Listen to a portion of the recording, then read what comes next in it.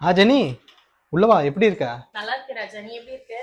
அப்பாவை பார்த்துட்டு போலாம் வந்தேன் ராஜா. இந்த இப்படி எதுக்கு ஜெனி இதெல்லாம்? அப்பாவுக்கு உடம்பு முடியலல்ல, அப்பா கொடு. சரி, வந்து உட்காரு ஃபர்ஸ்ட். அப்பா இப்ப எப்படி இருக்காங்க ராஜா? நல்லா இருக்காரு ஜெனி, இப்பதான் சாப்பிட்டு தூங்குறாரு. எழுப்பவா? உட்காரு உட்காரு, அப்பா தூங்கிட்டு டிஸ்டர்ப் பண்ணாத. சரி ஜெனி, வெயிட் பண்ண, டீ போடுறேன். ஒய்ஃப் அம்மா வீட்டுக்கு போயிருக்கா.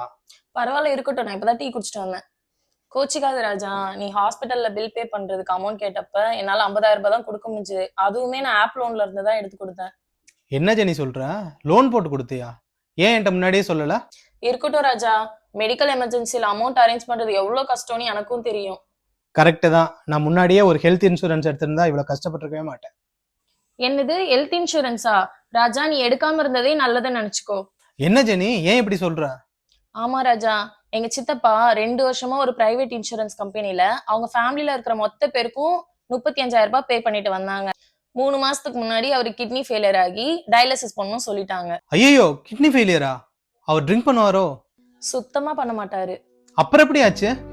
ஏதாவது காய்ச்சல் தலைவலினா கூட அவரே மெடிக்கல் ஷாப்ல போயிட்டு மெடிசின்ஸ் வாங்கி போட்டுப்பாரு. ஹாஸ்பிட்டலுக்கே போக மாட்டாரு. இப்படி அவரே நிறைய செல்ஃபா டேப்லெட்ஸ் எடுத்ததுனால கிட்னி ஃபெயிலியர் ஆயிடுச்சு. ஐயோ, இப்படி இல்லாம ஆகும்? ஆமா ராஜா, அது மட்டும் இல்லாம இன்சூரன்ஸ்லயும் கிளைம் வராம ரிஜெக்ட் ஆயிடுச்சு. இன்சூரன்ஸ் கிளைம் ரிஜெக்ட் ஆயிடுச்சா? எப்படி? ஐயோ, அது ஒரு பெரிய கொடுமை ராஜா. சித்தப்பா ஹாஸ்பிட்டல் அட்மிட் ஆயிருந்தப்போ டாக்டர் கேட்டிருக்காங்க, இதுக்கு முன்னாடி ஏதாவது ஆபரேஷன் பண்ணிருக்கீங்களான்னு. அதுக்கு என் சித்தி 4 வருஷத்துக்கு முன்னாடி ஆக்சிடென்ட் ஆகி காலில் பிளேட் வச்சிருக்காருன்னு சொல்லிட்டாங்க. அதை பார்த்து இன்சூரன்ஸ் கம்பெனிக்காரங்க, நீங்க பாலிசி எடுக்கும் போது ஆபரேஷன் பண்ணதை பத்தி சொல்லாம மறைச்சி பாலிசி எடுத்திருக்கீங்கன்னு சொல்லி கிளைமையும் ரிஜெக்ட் பண்ணிட்டாங்க, பாலிசியும் கேன்சல் பண்ணிட்டாங்க. என்ன ஜெனி சொல்ற? பாலிசி எடுத்து கொடுத்தவங்கள போய் கேட்டீங்களா இல்லையா? பாலிசி போட்டு கொடுத்தவன் இப்ப அந்த கம்பெனிலேயே வேலை பார்க்கலையா. கால் பண்ணி கேட்டா நீங்க கஸ்டமர் கேர்ல பேசிக்கோங்கன்னு சொல்றான். எங்க பாலிசி எடுக்கிறதுக்கு நல்லா மார்க்கெட்டிங் பண்றானுங்க, நம்ம சர்வீஸ்னு போனா எஸ்கேப் ஆயிடுறானுங்க. நீ சொல்றத பார்த்தா இன்சூரன்ஸ் எடுக்கிறதுக்கே பயமா இருக்கு. தேவையில்லாம இன்சூரன்ஸ்ல பணத்தை போட்டு வேஸ்ட் பண்ணாத. அதுக்கு பதிலா சேவிங்ஸ் அது பண்ணி வை, அதாவது உனக்கு யூஸ்ஃபுல்லா இருக்கும். சரி ராஜா, நான் கிளம்புறேன், டைம் ஆயிடுச்சு. அப்பாவை இன்னொரு நாள் வந்து பாக்குறேன். ஓகே ஜெனி, பத்திரமா போயிட்டு வா. அப்படின்னா நம்ம A to Z வந்து எல்லாமே அதில் கவர் ஆகும்.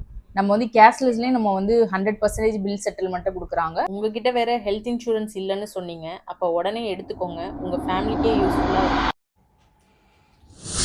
சார், நீங்கள் யாருக்கிட்ட பேசினாலும் ஃபைனல் அப்ரூவல் 3,67,000 தான் சார். சரி விடுங்கயா, நானே பேலன்ஸை கட்டி தொலைகிறேன். இது ஜிஎம்சி பாலிசி, கம்பெனியில் போட்டு கொடுத்தது. இப்போ தான் தெரியுது இதில் இவ்வளோ சிக்கல் இருக்குன்ட்டு. கிளைமையும் ரிஜெக்ட் பண்ணிட்டாங்க, பாலிசியும் கேன்சல் பண்ணிட்டாங்க. தேவையில்லாம இன்சூரன்ஸ்ல பணத்தை போட்டு வேஸ்ட் பண்ணாத. அதுக்கு பதிலா சேவிங்ஸ் அது பண்ணி வை, அதாவது உனக்கு யூஸ்ஃபுல்லா இருக்கும். ஹெல்த் இன்சூரன்ஸ் இல்லைன்னு சொன்னீங்க, இப்போ உடனே எடுத்துக்கோங்க, உங்கள் ஃபேமிலிக்கே யூஸ்ஃபுல்லாக இருக்கும்ண்ணா. தேவையில்லாம இன்சூரன்ஸ்ல பணத்தை போட்டு வேஸ்ட் பண்ணாத. ஆமாடா மச்சி, இது ஜிஎம்சி பாலிசி, இப்போ தான் தெரியுது இதில் இவ்வளோ சிக்கல் இருக்குன்ட்டு. ஹெல்த் இன்சூரன்ஸ் இல்லைன்னு சொன்னீங்க, இப்போ உடனே எடுத்துக்கோங்க, உங்கள் ஃபேமிலிக்கே யூஸ்ஃபுல்லாக இருக்கும்ண்ணா. ஆமாடா மச்சி, இது ஜிஎம்சி பாலிசி, இப்போ தான் தெரியுது இதில் இவ்வளோ சிக்கல் இருக்குன்ட்டு. தேவையில்லாம இன்சூரன்ஸ்ல பணத்தை போட்டு வேஸ்ட் பண்ணாத. அதுக்கு பதிலா சேவிங்ஸ் அது பண்ணி வை, அதாவது உனக்கு யூஸ்ஃபுல்லா இருக்கும்.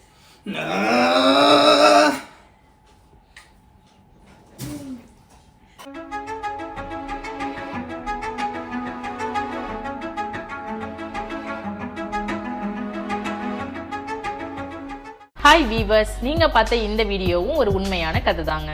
அட்மோஸ்ட் குட் ஃபைட் இன்சூரன்ஸில் ரொம்ப இம்பார்ட்டண்டான விஷயம்னா இது தாங்க. 90% கிளைம்ஸ் ரிஜெக்ஷன் ஆகிறதுக்கு ரீசன் இந்த அட்மோஸ்ட் குட் ஃபைட் தாங்க. அட்மோஸ்ட் குட் ஃபைட்டா அப்படின்னா என்னன்னு தானே யோசிக்கிறீங்க. பாலிசி எடுக்கிற நீங்களும் பாலிசி கொடுக்குற இன்சூரன்ஸ் கம்பெனியும் ஷேர் பண்ணக்கூடிய டீட்டெயில்ஸ் எல்லாமே உண்மையாகவும் வெளிப்படையாகவும் இருக்கணுங்க. எந்த ஒரு விஷயத்தையும் மாற்றவும் கூடாது, மறைக்கவும் கூடாதுங்க. எக்ஸாம்பிளுக்கு உங்க date of birth, nature of work இதெல்லாம் மாற்றக்கூடாதுங்க.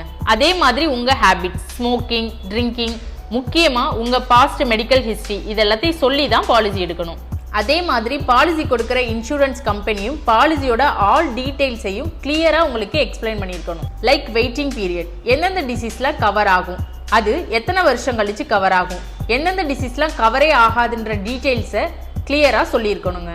இது மாதிரி நிறைய டேர்ம்ஸ் அண்ட் கண்டிஷன்ஸ் இருக்குங்க. அடுத்தடுத்த எபிசோட மறக்காம பாருங்க, நீங்களே நிறைய விஷயங்களை தெரிஞ்சுக்குவீங்க. இன்சூரன்ஸ் பாலிசி எடுக்கும்போது நம்ம யார் மூலமா எடுக்கிறோன்றது ரொம்ப முக்கியம்.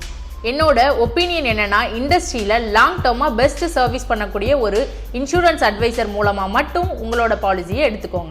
அப்போதான் உங்களுக்கு ஒரு மேனுவல் சப்போர்ட்டும் இருக்கும், எமர்ஜென்சி சுச்சுவேஷன்ல ஒரு பெஸ்ட் கிளைம் சர்வீஸும் கிடைக்கும். உங்களுக்கு லாங் டேர்மா பெஸ்ட் சர்வீஸோட ஒரு health insurance or term insurance தேவைப்படுதா? அப்போ உடனே எங்களை காண்டாக்ட் பண்ணுங்க. மறக்காம எங்க சேனலை சப்ஸ்கிரைப் பண்ணிக்கோங்க. தேங்க்யூ ஃபார் வாட்சிங் திஸ் வீடியோ.